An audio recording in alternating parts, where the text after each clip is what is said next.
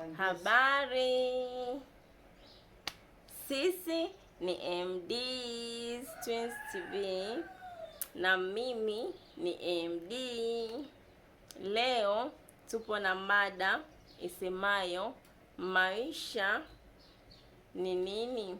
Maisha ni zoezi la kutatua changamoto. Kwa Kiingereza tunasema life is a problem solving activity. Tuendelee.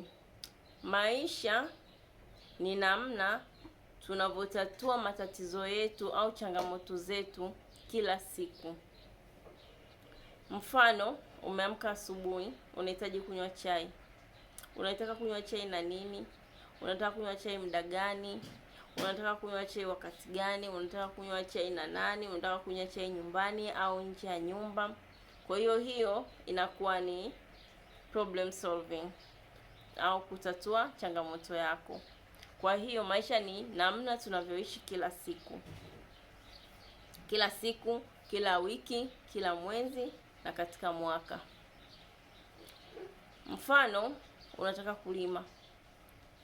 Unaanza sasa kutatua changamoto yako. Mimi nataka kulima. Kwa hiyo nataka kulimaje? Kilimo cha bustani au kilimo kikubwa, nahitaji kuwa na mbegu, nahitaji trekta lilime. Kwa hiyo hivyo ndivyo tunavyotatua matatizo.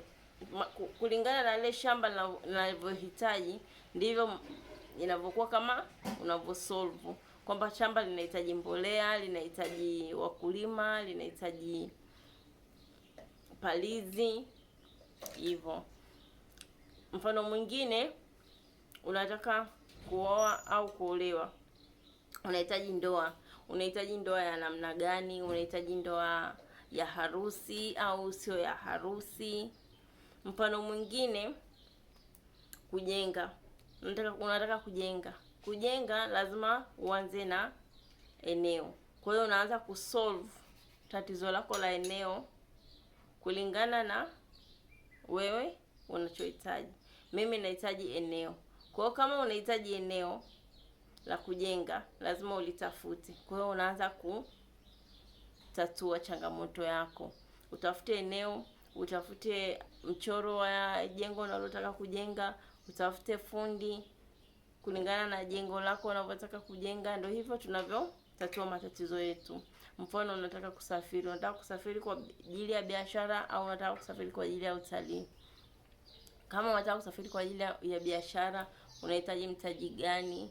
Je, una sehemu ya kufanyia hiyo biashara yako?